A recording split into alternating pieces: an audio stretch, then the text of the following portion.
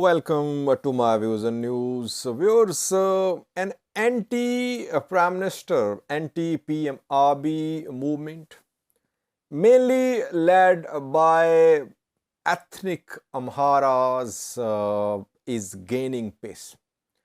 Several developments are happening in the background. Hardliners were against PM Abiy's government. They turned against PM Abiy's government last year at the start of 2022. Now, others, even moderate elements in the Amhara region, are joining this movement. You wouldn't be in a position to see what is happening publicly, but behind the scenes, efforts are underway to de-seat, to remove Ethiopian PM Abiy from political scene. It started last year, viewers. Last year, after the announcement of unilateral humanitarian truce between Ethiopian government and TPLF, Tigray Regional Government, Ethiopian government decided to disarm Fano fighters. We saw that thousands of Fano fighters were arrested. Their commanders arrested too. Zameen Akasi in prison, arrested this year, arrested a few months ago, Masrisha on the run, others, etc. Fano was largely demobilized, and federal government, federal intelligence agency, even Amhara special force, all were in agreement about disarming of Fano. Only East Amhara Fano faction was allowed to operate because it was working under Ethiopian National Defense Force control. That was the start of friction between hardliners in the Amhara region and PM Abiy's government. PM Abiy's government means PM Abiy, Oromia, PP party, his associates, and those Amhara PP party associates as well who are supporting PM Abiy's government. We saw that Ethiopian government launched a crackdown. Journalists, activists, whoever criticized government's action against journalists, activists, Fano fighters, they were arrested. They were put in prisons. And several journalists, they were thrown in prison. Some were forced to leave Ethiopia. Of course, in Amhara region, we could not see any public mobilization, though efforts were made. But diaspora, Amhara diaspora tried to unite to launch a movement against PM Abiy. Then what has happened in the past few days is an indication that now ethnic Amharas, the diaspora, they think they have a chance to remove PM Abiy. It happened especially when the government stepped back in confrontation with Orthodox Church of Ethiopia. Ethiopian government in its statements at the beginning supported supplant Orthodox faction. Oromia regional government is still backing a supplant Orthodox faction. There was a clear head-on collision between the church and the government had there been no intervention. Intervention was in the form of governments stepping back. Governments stepped back. It tried to project itself as a neutral mediator, and we saw an agreement was signed. Tensions remain still there. That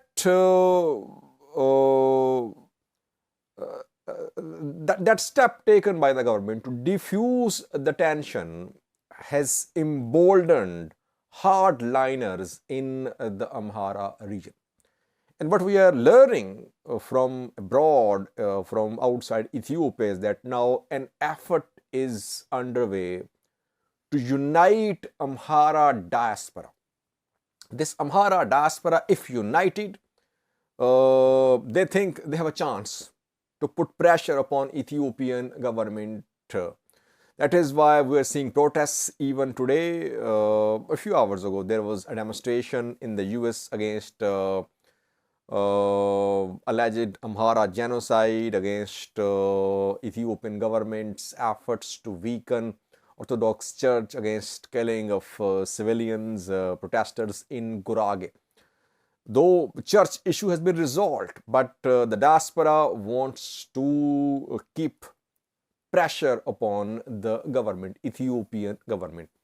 And yesterday, Niamin Zalake, an activist working with ESAT, claimed that Ethiopian government was trying to divide diaspora.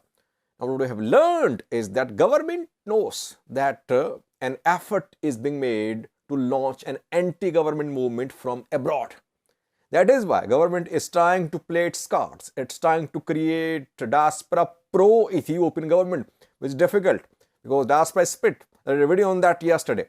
So, after the church issue, the hardliners and moderates, they decided to intensify their struggle against PM Abiy. They believe that sooner or later PM Abiy will try further to weaken ethnic Amhara. It has been a position held by Fano, supporters of Fano, hardliners in Fano since last year, that PM Abiy's government was working against Amhara interests. But there were a few voices like Fano commanders, like that Amhara Special Force commander who was removed, like some journalists. Now, moderate elements are joining. They are starting to think that ethnic Amhara should unite to remove a PM Abiy, or to ensure to minimize the influence of Oromo ethnic group in the running of the country. That is why what we are seeing is that now a consolidated effort is underway, especially in the US. Yesterday's episode of arrest and release of Skandar Naga is another indication that people in the Amhara region groups, they're trying to unite. They think that those in Addis Ababa government, federal government, they want to weaken Amhara region. And we saw 2 days ago a meeting held in Gondar about Volkayat. The meeting participants, Colonel Damaik Zadu, others, people from Gondar, they clearly said no negotiations on Volkayat. Volkayat is Amhara. All these developments are linked, viewers. It's not that things are happening in isolation. No, all these developments are linked. And the link is that ethnic Amhara elite, I wouldn't say common Amharas, some of them are fighting to survive. Tens of thousands are at refugee camps. Some on Amhara Oromian border, some on Tigray Oromian border. Poverty, food